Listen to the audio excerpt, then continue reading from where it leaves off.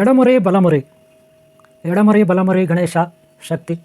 ಈ ಒಂದು ಎಡಮುರಿ ಬಲಮುರಿ ಕಾಯಿನಲ್ಲಿ ಆಯುರ್ವೇದ ಔಷಧಿಯಾಗಿ ಅಥವಾ ಈ ಪ್ರಕೃತಿಯ ಔಷಧಿಯಾಗಿ ಅಥವಾ ಪ್ರಾಣಶಕ್ತಿಯಾಗಿ ಗ್ರಹಗಳಿದೆ, ನಕ್ಷತ್ರಗಳಿದೆ. ಎಲ್ಲದರ ಶಕ್ತಿ ಈ ಎಡಮುರಿ ಬಲಮುರಿ ಬಲಮುರಿ ಎಡಮುರಿ ಕಾಯಿಗಳಲ್ಲಿ ಇರುತ್ತೆ.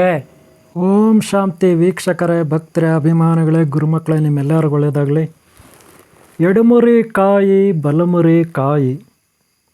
ಈಗಾಗಲೇ ನಾನು ನಿಮಗೆ ಟ್ರೈಲರ್ ಬಿಡುಗಡೆ ಮಾಡಿದ್ದೆ ಹಿಂದೆ. ಈಗ ಇದನ್ನು ನಾವು ಅಂಗಡಿಗಳಲ್ಲಿ ವ್ಯಾಪಾರ ಆಗಲಿಕ್ಕೆ, ಫ್ಯಾಕ್ಟ್ರಿಗಳಲ್ಲಿ ಒಳ್ಳೆಯ ಅಭಿವೃದ್ಧಿ ಆಗಲಿಕ್ಕೆ, ಹಾಗೆ ಸಾಂಸಾರಿಕ ಜೀವನದಲ್ಲಿ ಮನೆಗಳಲ್ಲಿ ಎಲ್ಲರೂ ಉದ್ಧಾರ ಆಗಲಿಕ್ಕೆ, ಅಂದರೆ ಸಂಸಾರ ಒಟ್ಟಾರೆ ಎಲ್ಲ ಸಂಸಾರದಲ್ಲಿ ಇರೋವರೆಲ್ಲ ಉದ್ಧಾರ ಆಗಲಿಕ್ಕೆ ಬೇಕಾದಂಥ ಯಂತ್ರವನ್ನು ಎಡಮುರಿ ಬಲಮುರಿ ಕಾಯಿಗಳಿಂದ ಒಂದು ಯಂತ್ರವನ್ನು ನಾವು ಸಿದ್ಧಪಡಿಸ್ಕೊಳ್ಳೋಣ. ಯಂತ್ರ ಅಂದರೆ ಅಂಗಡಿಗಳ ಒಳಗೆ ಅಥವಾ ಹೊರಗೆ ಕಟ್ತಕ್ಕಂಥ ಯಂತ್ರ. ಈ ಕಾಯಿಗಳಿಂದ ಹೇಗೆ ತಯಾರು ಮಾಡೋದು, ಈ ಕಾಯಿಗಳಿಂದ ಯಂತ್ರವನ್ನು ಹೇಗೆ ತಯಾರು ಮಾಡೋದು, ಒಂದು ತಂತ್ರಗಾರಿಕೆ. ಆ ಜಗನ್ಮಾತೆ ಆದಿಶಕ್ತಿ ಪರಾಶಕ್ತಿ ಮಹಾಕಾಳಿ ನಮಗೆ ಕೊಟ್ಟಂಥ ಜ್ಞಾನವನ್ನು ನಾವು ಉಪಯೋಗಿಸಿ ಯಂತ್ರವನ್ನು ತಯಾರು ಮಾಡಿ ಕಷ್ಟದಲ್ಲಿರುವವರಿಗೆ ನಾವು ದಾರಿ ಎರಿಬೇಕು. ಇದೇ ಒಬ್ಬ ಗುರುಗಳು ಮಾಡ್ತಕ್ಕಂಥ ಒಂದು ಸಮಾಜ ಸೇವೆ. ವೀಕ್ಷಕರೇ, ಹೇಗೆ ಯಂತ್ರ ತಯಾರು ಮಾಡೋದು ಈ ಕಾಯಿಗಳಿಂದ? ಇದರಲ್ಲಿ ಎಡಮುರಿ ಕಾಯಿ ಇರುತ್ತೆ, ಬಲಮುರಿ ಕಾಯಿ ಇರುತ್ತೆ. ಈಗಾಗಲೇ ಎಡಮುರಿ ಗಣಪ, ಬಲಮುರಿ ಗಣಪ, ಬಲಮುರಿ ಗಣಪ, ಎಡಮುರಿ ಗಣಪ ಅಂತ ನಾನು ನಿಮಗೆ ವಿವರಣೆಯನ್ನು ಕೊಟ್ಟಿದ್ದೀನಿ. ಇದೊಂದು ಆಯುರ್ವೇದ ಔಷಧಿಯ ಗಿಡಮೂಲಿಕೆಯ ಕಾಯಿಗಳು. ಈ ಕಾಯಿಗಳು ಎಡಮುರಿ ಬಲಮುರಿ ಹೆಸರನ್ನು ಪಡೆದಿವೆ. ಮೊದಲಿಗೆ ನಾವು ಯಂತ್ರ ತಯಾರು ಮಾಡಬೇಕಾದ್ರೆ ಇಲ್ಲಿ ನಾವು ಸಿದ್ಧಪಡಿಸ್ಕೊಳ್ಬೇಕಾದ ವಸ್ತುಗಳು ನೋಡಿ. ಮೊದಲಿಗೆ ನಾವು ಏನು ಮಾಡಬೇಕು ಗೊತ್ತಾ? ಒಂದು ಆಯಿಲ್ ಬಾಟಲ್, ಒಳ್ಳೆಯ ಆಯಿಲ್ ಬಾಟಲ್ ತೊಗೋಬೇಕು. ಆಮೇಲೆ ಅದಕ್ಕೆ ಒಂದು ಸಣ್ಣ ದೀಪ ತೊಗೋಬೇಕು. ಸಣ್ಣ ದೀಪ ತಗೊಂಡು ಆಮೇಲೆ ಸ್ಯಾಂಡಲ್ ಅಂದರೆ ಏನು? ಅಗರಬತ್ತಿ ತೊಗೋಬೇಕು. ಈ ಯಂತ್ರ ತಯಾರು ಮಾಡಬೇಕಾದ್ರೆ ಬೇಕಾದ ವಸ್ತುಗಳು ನೆನಪಿಟ್ಕೊಳ್ಳಿ. ಏನೇನು ಬೇಕು? ಅಗರಬತ್ತಿನೂ ಬೇಕು, ದೀಪನೂ ಬೇಕೊಂದು, ದೀಪಕ್ಕೆ ಎಣ್ಣೆನೂ ಬೇಕು. ಗೊತ್ತಾಯ್ತಲ್ಲ? ಒಳ್ಳೆ ಸೆಂಟ್ ಇರ್ತಕ್ಕಂಥ ಅಗರಬತ್ತಿ. ಏನಕ್ಕಪ್ಪ ಅಂದರೆ ನಾವು ಪೂಜೆ ಮಾಡಲಿಕ್ಕೆ ಫಸ್ಟ್ ಪೂಜೆ ಮಾಡಬೇಕು. ನೆನಪಿಟ್ಕೊಳ್ರಿ, ಪೂಜೆ ಮಾಡಬೇಕು. ಯಾವ ರೀತಿ? ಒಂದು ದೀಪ ರೆಡಿ ಮಾಡ್ಕೊಳ್ಳಿ, ಒಂದು ಊದ್ಕಡ್ಡಿ ಹಚ್ಚಲಿಕ್ಕೆ ಸ್ಟ್ಯಾಂಡ್ ರೆಡಿ ಮಾಡ್ಕೊಳ್ಳಿ. ಆಮೇಲೆ ಈ ದೀಪಕ್ಕೆ ಎಷ್ಟು ಬೇಕಷ್ಟು ಎಣ್ಣೆ ಹಾಕೋಬೇಕು. ಒಂದು ಒಳ್ಳೆಯ ಸಮಯ, ಆ ಸಮಯ ಬಹಳ ಅಮೂಲ್ಯವಾಗಿರಬೇಕಂತ ಒಂದು ಒಳ್ಳೆಯ ಸಮಯನ ನೋಡ್ಕೊಳ್ಳಿ. ಮೊದಲು ನೀವು ಈ ರೀತಿ ಒಂದು ಮ್ಯಾಟ್ ಹಾಕ್ಕೊಳ್ಳಿ. ನೋಡಿ, ಈ ರೀತಿ ಒಂದು ಮ್ಯಾಟ್ ಹಾಕೋಬೇಕು. ಮ್ಯಾಟ್ ಹಾಕ್ಕೊಂಡು ಆ ಟೈಮ್ನಲ್ಲಿ ಒಳ್ಳೆಯ ಮುಹೂರ್ತ ಅಂತೀವಲ್ಲ, ಆ ಟೈಮ್ನಲ್ಲಿ ಈ ರೀತಿ ಒಂದು ಒಳ್ಳೆ ಮ್ಯಾಟ್, ಒಂದು ಒಳ್ಳೆ ಶ್ರೀಚಕ್ರ ಅಥವಾ ಸಪ್ತಚಕ್ರಗಳ ಅಥವಾ ಕುಂಡಲಿನಿ ಚಕ್ರಗಳು ಇರ್ತಾವಲ್ಲ, ಅದ್ರ ಮೇಲೆ ಇರ್ತಕ್ಕಂಥ ದಳಗಳು, ಸಹಸ್ರಾರು ದಳಗಳು, ಆ ರೀತಿ ಒಂದು ಮ್ಯಾಟ್. ಆಮೇಲೆ ಮುಂದುಗಡೆ ಒಂದು ಚಾಪೆ ಹಾಕ್ಕೊಂಡು ಆ ಚಾಪೆ ಮೇಲೆ ವಸ್ತುಗಳು ಇಟ್ಕೋಬೇಕು.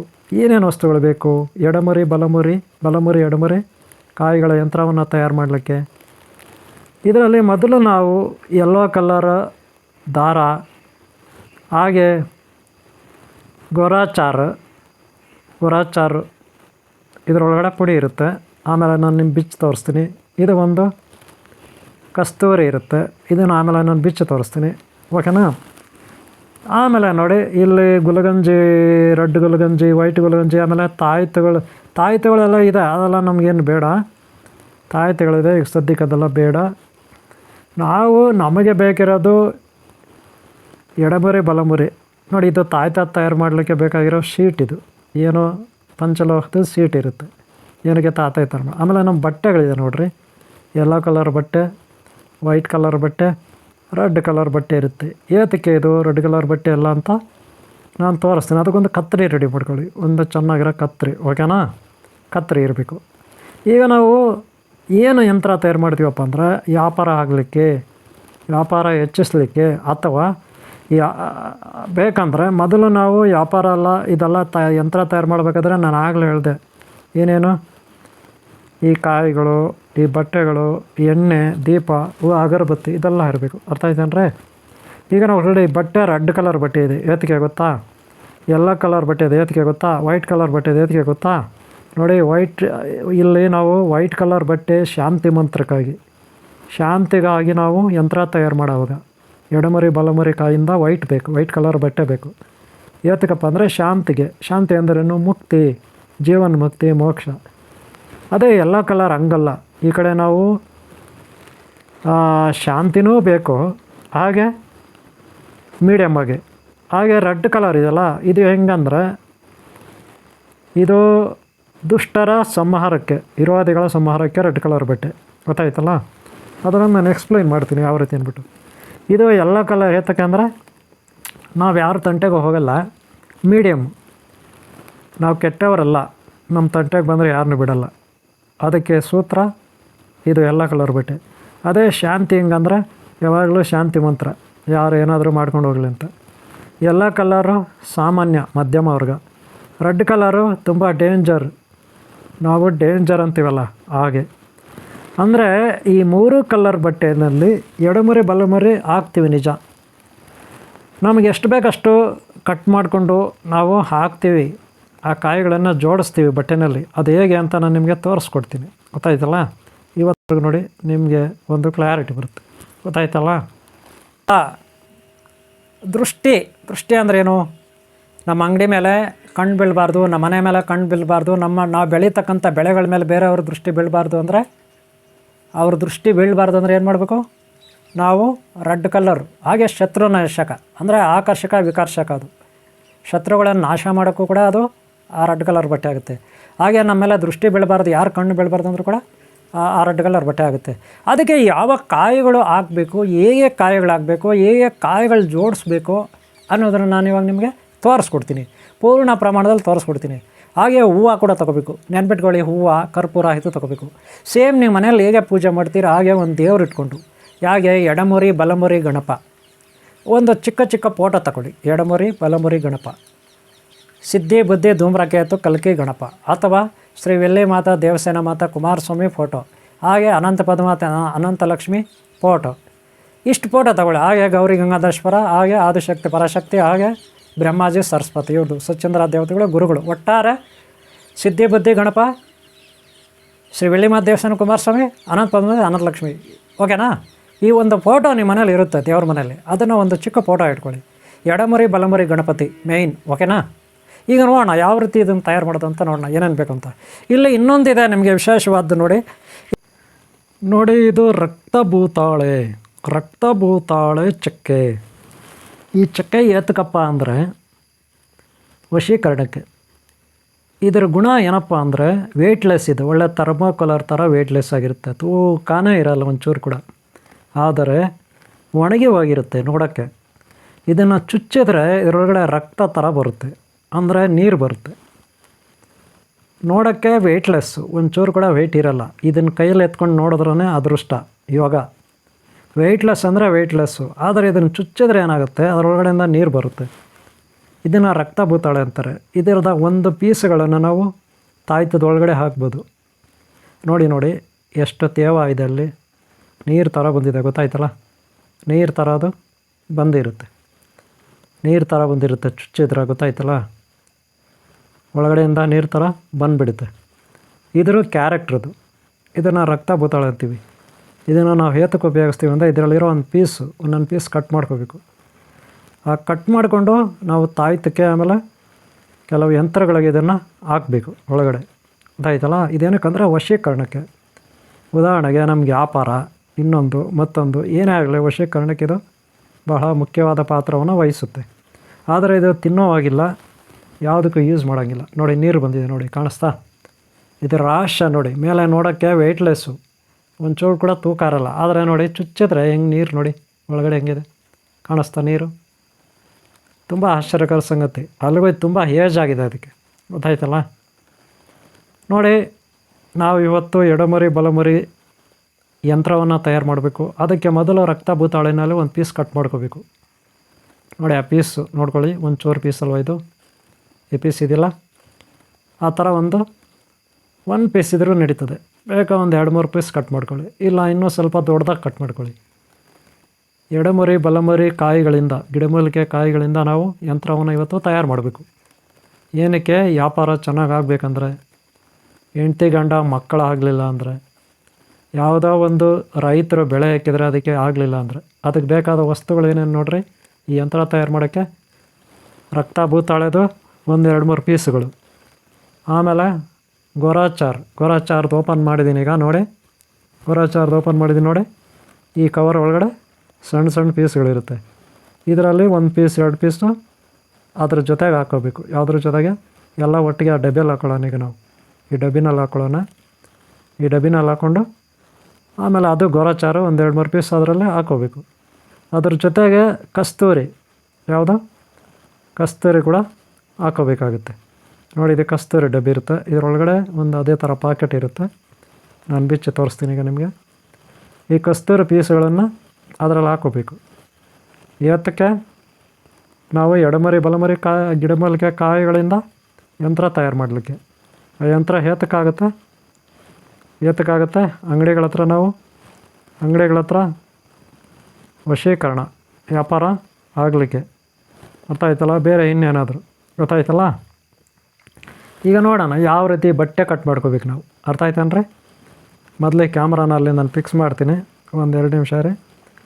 ನೋಡಿ, ಇದು ರೆಡ್ ಕಲರ್ ಬಟ್ಟೆ ವಶೀಕರಣಕ್ಕೆ, ಶತ್ರುಗಳ ನಾಶಕ್ಕೆ. ಗೊತ್ತಾಯ್ತಲ್ಲ? ಶತ್ರುಗಳ ನಾಶಕ್ಕೆ ರೆಡ್ ಕಲರ್ ಬಟ್ಟೆ. ಈ ಯೆಲ್ಲೋ ಕಲರ್ ಏನಕ್ಕಪ್ಪ ಅಂದ್ರೆ ಮೀಡಿಯಮ್ಮು. ನಾವು ಯಾರಿಗೂ ಕೆಟ್ಟದ್ದು ಮಾಡೋದಿಲ್ಲ. ಹಾಗೆ ನಮ್ಮ ತಂಟೆಗೆ ಯಾರನ್ನ ಕೆಟ್ಟದ್ದು ಬಂದರೆ ಅವ್ರು ಒಳ್ಳೇದಾಗಲ್ಲ. ಅದಕ್ಕೆ ಯೆಲ್ಲೋ ಕಲರ್. ಗೊತ್ತಾಯ್ತಲ್ಲ? ಈಗ ನಾವು ಯೆಲ್ಲೋ ಕಲರ್ ತೊಗೊಳ್ಳೋಣ. ಏನು ತೊಗೊಳ್ಳೋಣ? ಯೆಲ್ಲೋ ಕಲರ್ ತೊಗೊಳ್ಳೋಣ. ಓಕೆನಾ? ನೋಡಿ, ಒಂದು ಸಾರಿ ನೋಡ್ಕೊಬಿಡಿ ಏನೇನು ವಸ್ತುಗಳಿದೆ ಅಂತ. ನೋಡ್ರಿ, ಮೊದಲು ನಾವು ಒಂದು ಚಾಪೆ ಹಾಕ್ಕೊಂಡು ಅದ್ರ ಮೇಲೆ ವಸ್ತುಗಳಿಕ್ಕೊಂಡು ಒಂದು ಪೀಠೆ ಥರ ಏನಾದರೂ ರೆಡಿ ಮಾಡ್ಕೋಬೇಕಂತ. ಗೊತ್ತಾಯ್ತಲ್ಲ? ಒಂದು ಒಳ್ಳೆ ಕತ್ತರಿ ಇಟ್ಕೋಬೇಕು. ಏತಕ್ಕೆ ಅಂದರೆ ಈ ಒಂದು ಯೆಲ್ಲೋ ಕಲರ್ ಬಟ್ಟೆ ಇದೆ, ಅಥವಾ ವೈಟ್ ಕಲರ್ ಬಟ್ಟೆ ಇದೆ, ರೆಡ್ ಕಲರ್ ಬಟ್ಟೆ ಇದೆ, ದಾರ ಇದೆ. ಹಾಗೆ ತಾಯ್ತದ್ದು ಅಲ್ಲಿ ತಾಯ್ತ ರೆಡಿ ಮಾಡಬೇಕಾದ್ರೆ ಯಂತ್ರಗಳಿರುತ್ತೆ. ಅವು ಕೂಡ ನಾವು ಅಲ್ಲಿ ಆ ತಗಡೆಲ್ಲ ಕಟ್ ಮಾಡೋಕ್ಕೆ ಕತ್ತರಿ ಬೇಕಾಗುತ್ತೆ. ಹಾಗೆ ನಾವು ಕತ್ತರಿ ಕೂಡ ಒಂದು ಒಳ್ಳೆ ಕತ್ತರಿ ತೊಗೋಬೇಕು.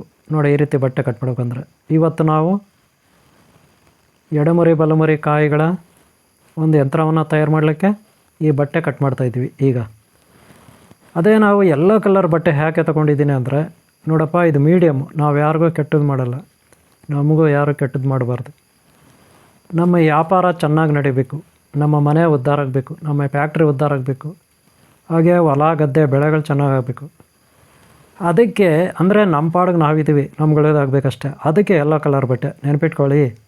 ಅದೇ ವೈಟ್ ಕಲರ್ ಬಟ್ಟೆ ಹೇತಕ್ಕೆ ಗೊತ್ತಾ?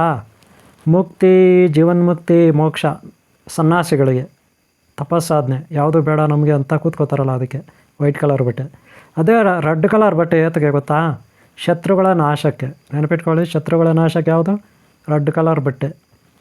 ಅರ್ಥ ಆಯ್ತಲ್ಲ? ವಿದ್ವೇಷಣ. ಓಕೆ, ಈಗ ಎಡಮುರಿ ಬಲಮುರಿ ಕಾಯಿಗಳು ತೊಗೊಳ್ಳೋಣ. ಯೆಲ್ಲೋ ಕಲರ್ ಬಟ್ಟೆ ತೊಗೊಂಡಿದ್ದೀವಿ. ವ್ಯಾಪಾರ ಆಗಲಿಕ್ಕೆ, ಅದಕ್ಕೆ ಇದಕ್ಕೆ ನಾವು ಉದ್ಧಾರ ಆಗಲಿಕ್ಕೆ ಯೆಲ್ಲೋ ಕಲರ್ ಬಟ್ಟೆ. ಮಕ್ಕಳ ವಿದ್ಯಾಭ್ಯಾಸ ಇರ್ಬೋದು, ಮನೆ ಉದ್ಧಾರ ಆಗಲಿಕ್ಕಿರ್ಬೋದು, ಒಂದು ಪಾಸಿಟಿವ್ ಎನರ್ಜಿ ಆರೋಗ್ಯಕ್ಕಾಗಿರ್ಬೋದು, ಈ ಒಂದು ಯಂತ್ರ ನೋಡಿದ್ರಲ್ಲಿ ಎಡಮುರಿ ಬಲಮುರಿ. ಮೊದಲು ನಾವು ಇದು ಮೀಡಿಯಮ್ಮು 50-50 ಹಾಕ್ಕೋಬೇಕು ಕಾಯಿಗಳು. ನೆನ್ಪಿಟ್ಕೊಳ್ಳಿ. ಅಂದರೆ ಎಡಮುರಿಯೂ ಎಷ್ಟಿದಾವೋ ಬಲಮುರಿಯೂ ಅಷ್ಟೇ ಹಾಕೋಬೇಕು. ಅರ್ಥ ಆಯ್ತಾನ್ರಿ? ಅಲ್ಲಿ ಆ ರೀತಿ ಜೋಡಿಸ್ಕೋಬೇಕು. ನೋಡಿ, ಆ ರೀತಿ ಕಲರ್ ಬಟ್ಟೆ ಹಾಕೋಬಿಟ್ಟು ಆ ಬಟ್ಟೆ ಮೇಲೆ ಆಚೆ ಕಡೆಗೆ ತೊಟ್ಟುಗಳೆಲ್ಲ ಒಳಗಡೆ ಇರಬೇಕು, ಕಾಯಿಗಳೆಲ್ಲ ಆಚೆ ಇರಬೇಕು. ನೋಡಿ, ಆ ಬಟ್ಟೆಯಿಂದ ತೊಟ್ಟು ಒಳಗಡೆ ಇಡಬೇಕು, ಕಾಯಿಗಳು ಆಚೆ ಇರಬೇಕು. ಅದೇ ಎಡಮುರಿಯು ಎಷ್ಟು ಕಾಯಿ ಇದ್ದಾವೋ ಬಲಮುರಿಯೂ ಅಷ್ಟೇ ಕಾಯಿ ಇರಬೇಕು. 50-50. ಯಾಕಪ್ಪ 50-50 ಅಂದರೆ, ನಾವು ಬ್ಯಾಲೆನ್ಸು. ನಾವು ಸಂಸಾರದಲ್ಲಿ ಇದ್ದೀವಿ, ಆದರೆ ಆಧ್ಯಾತ್ಮ ಜೀವಿಗಳು. ನಾವು ಸಂಸಾರದಲ್ಲಿದ್ದೀವಿ, ನಾವು ಯಾರಿಗೂ ತೊಂದರೆ ಮಾಡಲ್ಲ. ಆದರೆ ನಮ್ಮ ತಂಟೆಗೆ ಯಾರನ್ನ ಬಂದರೆ ಅವ್ರಿಗೆ ಒಳ್ಳೇದಾಗಲ್ಲ, ಅವ್ರಿಗೆ ಬಿಡಲ್ಲ ಅನ್ನೋ ಥರ ಈ ಒಂದು ಎಡಮುರಿ ಬಲಮುರಿ ಕಾಯಿಗಳನ್ನು 50-50% ಆಗಬೇಕು. ಗೊತ್ತಾಯ್ತಲ್ಲ? ಒಂದು ಎಡಮುರಿದು, ಒಂದು ಬಲಮುರಿದು, ಒಂದು ಬಲಮುರಿದು, ಒಂದು ಎಡಮುರಿದು, ಆ ರೀತಿ ಜೋಡಿಸ್ಬೇಕು. ಅದರದ ತೊಟ್ಟುಗಳಿರುತ್ತಲ್ಲ, ಆ ತೊಟ್ಟುಗಳು ಒಳಗಡೆ ಇಡಿ, ಕಾಯಿಗಳು ಆಚೆ ಇಡಿ. ಏತಕ್ಕೆ ಅಂತ ನೋಡ್ಕೊಳ್ಳಿ, ಜೋಡಿಸೋದು ಯಾವ ರೀತಿ ಅಂತ. ಆಮೇಲೆ ಏನು ಮಾಡ್ತೀನಿ ಅಂತ ಲಾಸ್ಟಲ್ಲಿ ನಿಮ್ಗೆ ಅರ್ಥ ಆಗುತ್ತೆ. ಓಕೆನಾ? ನಾವು ಇದೇ ರೀತಿ ಜೋಡಿಸ್ತಾ ಹೋಗಬೇಕು. ನೆನ್ಪಿಟ್ಕೊಳ್ಳಿ, ಇದೇ ರೀತಿ ಕಾಯಿಗಳನ್ನು ಜೋಡಿಸ್ಕೋಬೇಕು. ನೋಡಿರಿ, ಕಾಯಿಗಳು ಆಚೆ ಇರಬೇಕು. ನೋಡ್ಕೊಳ್ಳಿ, ಅಲ್ಲಿ ತೊಟ್ಟುಗಳು ಒಳಗಿರಬೇಕು. ಇದೇ ರೀತಿ ಜೋಡಿಸ್ಕೋಬೇಕು. ನಾನು ಯಾವ ರೀತಿ ಜೋಡಿಸ್ತೀನಿ ಅದೇ ರೀತಿ, ಅಂದರೆ 50-50 ನೆನಪಿಟ್ಕೊಳ್ಳಿ. ನೋಡಿ ಇವರು ಇಷ್ಟು ಜೋಡಿಸಿದ್ದೀನಿ ನಾನು. ನಿಮಗೆ ಎಷ್ಟು ಬೇಕಾದ್ರೂ ಜೋಡಿಸ್ಕೊಳ್ಳಿ. 100 ಜೋಡಿಸ್ಕೊಳ್ಳಿ, 108 ಜೋಡಿಸ್ಕೊಳ್ಳಿ. 108 ಜೋಡಿಸ್ಕೊಂಡ್ರೆ ಒಳ್ಳೆಯದು. ನೆನಪಿಟ್ಕೊಳ್ಳಿ. ಎಷ್ಟೋ 108 ಅಥವಾ 21 ಆದರೂ ಜೋಡಿಸ್ಕೊಳ್ಳಿ, ಇಲ್ಲ 108 ಆದರೂ ಜೋಡಿಸ್ಕೊಳ್ಳಿ. ಓಕೆನಾ? ಈ ರೀತಿ ಜೋಡಿಸ್ಕೊಬಿಟ್ಟು ಏನು ಮಾಡಬೇಕು, ಇದರೊಳಗಡೆ ಏನೇನು ಹಾಕಬೇಕು ನೋಡಿ.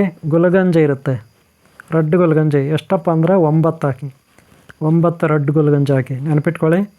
1 2 3 4 5 6 7 8 9. ಓಕೆನಾ? ನೆನಪಿಟ್ಕೊಳ್ಳಿ. 9 ಗುಲಗಂಜಿ ಹಾಕಬೇಕು. 1 2 3 4 5 6 7 ಅಂತ ಲೆಕ್ಕ ಮಾಡ್ಕೊಳ್ಳಿ ನೀವು. 9 ಗುಲಗಂಜಿ ಹಾಕ್ಕೊಳ್ಳಿ. ಯಾವುದು? ರೆಡ್ಡು. ಆಮೇಲೆ ವೈಟ್ ಹಾಕೋಬೇಕು. ಅರ್ಥ ಆಯ್ತಂದ್ರೆ ಇದು ರೆಡ್ ಆಯಿತು, 9 ಆಯಿತು. ಈಗ ವೈಟ್ ಗುಲಗಂಜಿ 9 ಹಾಕ್ಕೊಳ್ಳಿ. ನೋಡ್ರಿ, ಕಾಯಿಗಳು 108 ಹಾಕ್ಕೊಳ್ಳಿ. ಎಡಮುರಿ ಬಲಮುರಿ 108 ಹಾಕ್ಕೊಳ್ಳಿ ಕಾಯಿಗಳು. ಅದೇ ರೆಡ್ ಗುಲಗಂಜಿ 9 ಹಾಕ್ಕೊಳ್ಳಿ. ಹಾಗೆ ವೈಟ್ ಗುಲಗಂಜಿ 9 ಹಾಕ್ಕೊಳ್ಳಿ. ಯಾಕಂದರೆ ಬ್ಯಾಲೆನ್ಸ್, ಸಮತೋಲನ. ನಾವು ಯಾರ ತಂಟೆಗೆ ಹೋಗಲ್ಲ, ನಮ್ಮ ತಂಟೆಗೆ ಯಾರೂ ಬರಬಾರ್ದು. ಹಾಗೆ ನಮ್ಮ ಜೀವನದಲ್ಲಿ ನಾವು ಆಸೆ ಪಡಲ್ಲ, ದುರಾಸೆ ಪಡಲ್ಲ. ಭಗವಂತ ನಮಗೆ ಕೊಡಬೇಕು. ಇದು ಸಿದ್ಧಾಂತ. ಅರ್ಥ ಆಯ್ತನ್ರಿ? ನೆನ್ಪಿಟ್ಕೊಳ್ರಿ. ಇದನ್ನು ನೋಡ್ಕೊಳ್ಳೆ.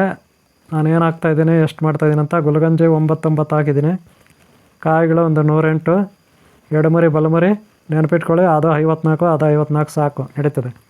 ಓಕೆನಾ? ಒಟ್ಟು 108 ಇರಬೇಕು. ಓಕೆನಾ?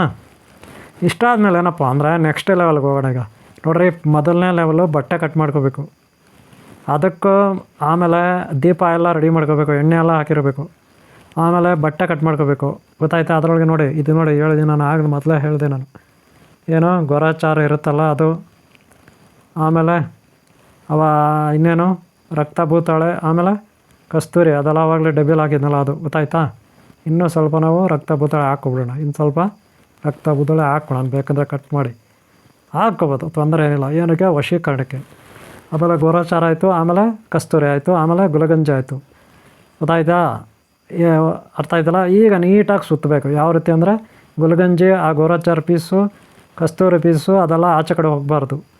ಆ ಪೀಸ್ಗಳು ಹಾಕಿರೋವಲ್ಲ ಅದರೊಳಗಡೆ ಇರಬೇಕು. ಅದಕ್ಕೆ ನೋಡಿ ಈ ರೀತಿ ಸುತ್ತಬೇಕು. ನೀವು ನೋಡ್ಕೊಳ್ಳಿ, ಈ ರೀತಿ ಸುತ್ತಬೇಕು. ನೀಟಾಗಿ ಈ ರೀತಿ ಸುತ್ಕೋಬೇಕು. ಗೊತ್ತಾಯ್ತಲ್ಲ? ನೀಟಾಗಿ ಸುತ್ಕೋಬೇಕು.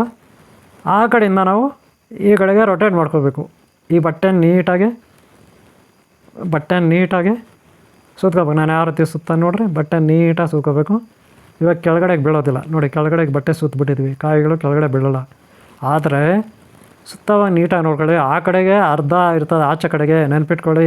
ಕಾಣ್ತಾ ಇರುತ್ತೆ ಮೇಲೆ ನೋಡಿ, ಆ ಕಡೆ ಕಾಣುತ್ತೆ. ನನ್ನ ಎಡಗಡೆ ಕೈ ಇದೆಯಲ್ಲ, ಆ ಕಡೆ ನೋಡಿ ನೀಟಾಗಿ ಕಾಯಿಗಳು ಕಾಣುತ್ತೆ. ಎಡಮರಿ ಬಲಮರಿ ಕಾಯಿಗಳು ಕಾಣುತ್ತೆ.